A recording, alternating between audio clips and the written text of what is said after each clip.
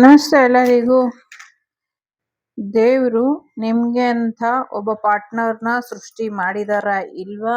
ಮಾಡಿದ್ರೆ ಅವರು ನಿಮ್ಗೆ ಈ ಲೈಫಲ್ಲಿ ಕಮಿಟ್ಮೆಂಟ್ ಕೊಡ್ತಾರ ಇಲ್ವಾ ನೋಡೋಣ. No matter are you married or single or third party situation. So first ನೋಡೋಣ.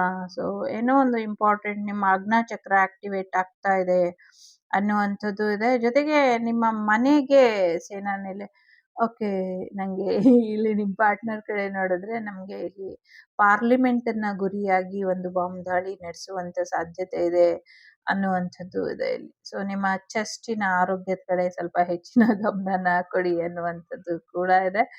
ಸೊ ಎಕ್ಸ್ರೇ ರಿಪೋರ್ಟ್ ಸರಿ ಹೋಗುತ್ತೆ, ಒಮ್ಮೆ ಚೆಕ್ ಮಾಡಿಸಿ ಅನ್ನುವಂಥದ್ದು ಇದೆ. ನೀವೇನಾದ್ರೂ ಎಕ್ಸ್ರೇ ತೆಗ್ಸಿದ್ರೆ ಅದು ಹಿಂದೆ ಇದ್ದಂತ ರಿಪೋರ್ಟ್ ಬೇರೆಯಾಗಿ ಈಗ ನೀವು ಹಾಕಿರುವಂತ ಅಥವಾ ನಿಮ್ಗೆ ಯಾರು ಸಹಾಯ ಮಾಡಿದ್ರು ಅವರಿಂದ ಅದು ಹೀಲ್ ಆಗಿದೆ.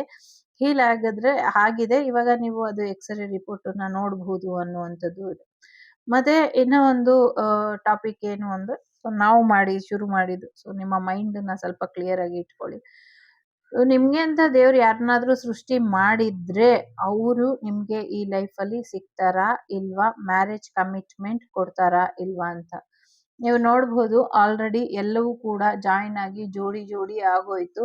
ಸೊ ಇಟ್ ವಿಲ್ ಶೋ, ಇದು ನಿಮ್ಗೆ ಹೇಳುತ್ತೆ. ಸೊ ಖಂಡಿತವಾಗ್ಲೂ ನಿಮ್ಗೆ ಅಂತ ದೇವರು ಸೃಷ್ಟಿ ಮಾಡಿರುವಂತ ಪರ್ಸನ್ ಯಾರಿದ್ದಾರೆ, ಸೊ ಅವರಿಗೆ ಸಿಗ್ತಾರಾ ಇಲ್ವಾ ಅನ್ನುವಂಥ ಪ್ರಶ್ನೆಗೆ ಸೊ ಸಿಗ್ತಾರೆ ಅನ್ನುವಂಥದ್ದು. ಸೊ ನೀವೇನಾದ್ರೂ ಥರ್ಡ್ ಪಾರ್ಟಿ ಸಿಚುವೇಶನ್ ಅಲ್ಲಿ ಇದ್ರೆ ಅವರು ಥರ್ಡ್ ಪಾರ್ಟಿ ಸಿಚುವೇಶನ್ ಅಲ್ಲಿ ಅಷ್ಟೇ ಸಿಗ್ತಾರೆ. ಇನ್ ಕೇಸ್ ನೀವೇನಾದ್ರೂ ಅವರಿಗೆ ಸಿಂಗಲ್ ಆಗಿದ್ರೆ, ನೀವು ಮ್ಯಾರೇಜ್ ಪರ್ಸನ್ ನೀವು ವೆಯ್ಟ್ ಮಾಡಿದೆ ಆದ್ರೆ ಸೊ ಅವರು ಕೂಡ ಸಿಗ್ತಾರೆ. ನೀವು ನೋಡ್ಬೋದು ಎಷ್ಟೊಂದು ಶೇಪ್ ಆಗ್ಬಿಟ್ಟಿದೆ. ಇಷ್ಟೊಂದು ಶೇಪ್ ನಾನೇ ನೋಡಿಲ್ಲ ಇಷ್ಟು ವರ್ಷದಲ್ಲಿ.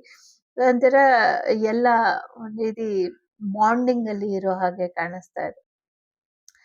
ಕೆಲವ್ರಿಗೆ ಆಫ್ಟರ್ ಡೆತ್ ಏನೋ ಸಿಗುವಂತ ಸಾಧ್ಯತೆ ಇದೆ ಅನ್ನುವಂಥದ್ದು ಇದೆ. ಯಾಕೆ ಅಂದ್ರೆ ಅವ್ರು ಆಲ್ರೆಡಿ ಡೆತ್ ಆಗೋಗಿದ್ದಾರೆ. ಸೊ ಅವ್ರನ್ನ ನೀವು ಕೇಳಿದ್ರೆ ಹೇಗೆ ಸಿಗ್ತಾರೆ ಅನ್ನುವಂಥದ್ದು ಕೂಡ ಇದೆ. ಸೊ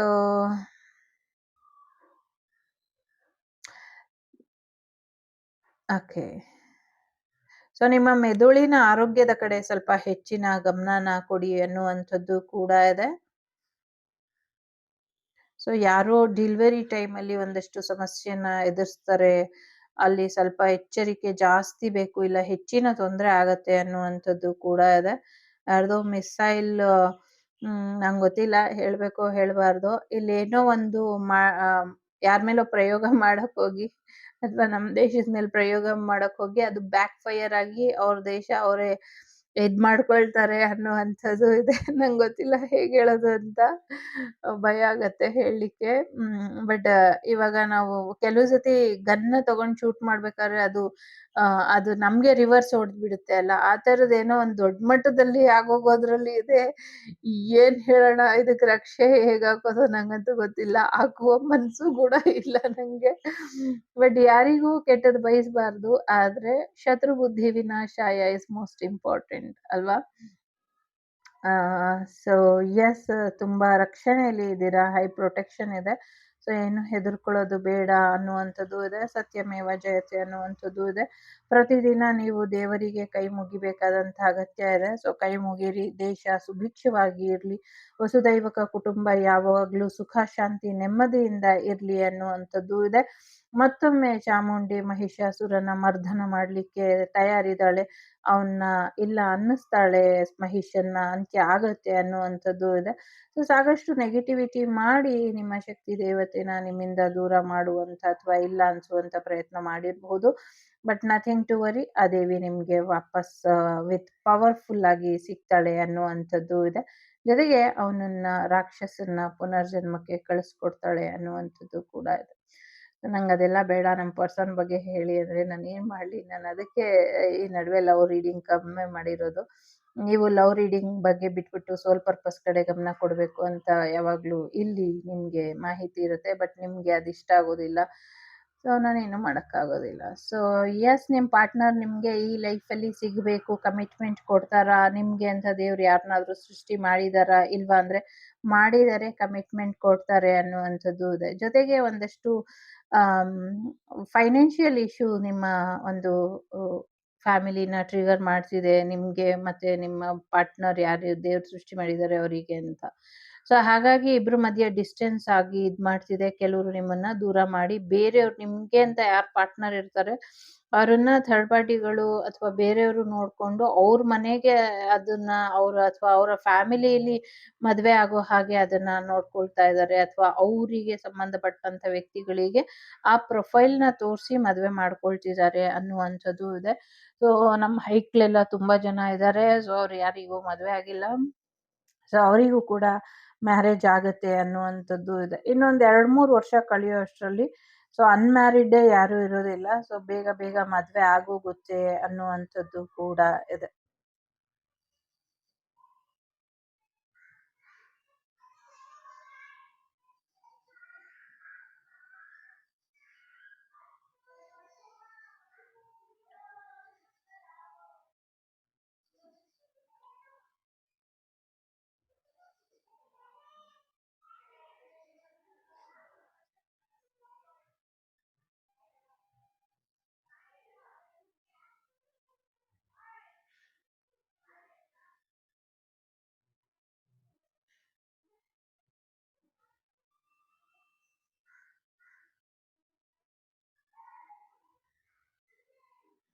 ಸೊ ಕೆಲವರು ಸೋಲ್ ಪರ್ಪಸ್ ಸಿಂಗಲ್ ಆಗಿ ಇರಬೇಕು ಅಂತ ಅವರೇ ಡಿಸೈಡ್ ಮಾಡಿರೋದ್ರಿಂದ ಸೊ ಕೆಲವ್ರಿಗೆ ಡಿಲೇ ಆಗ್ಬಹುದು. ಬಟ್ ನಿಜವಾಗ್ಲೂ ಮದುವೆ ಆಗೋ ಉದ್ದೇಶ ಇರುವಂಥವರಿಗೆ ಮ್ಯಾರೇಜ್ ಆಗತ್ತೆ, ಕಮಿಟ್ಮೆಂಟ್ ಕೊಡ್ತಾರೆ ಅನ್ನುವಂಥದ್ದು ಇದೆ ಇಲ್ಲಿ.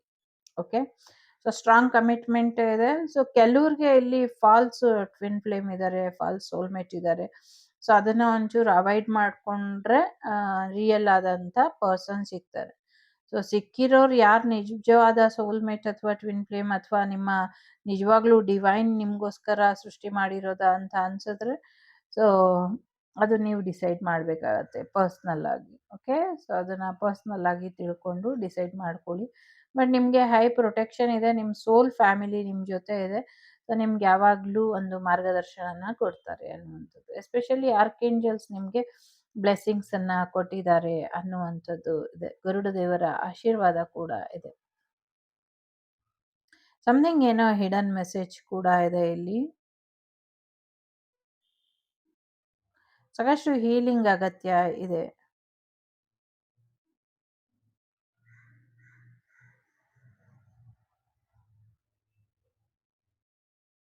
ಎಸ್,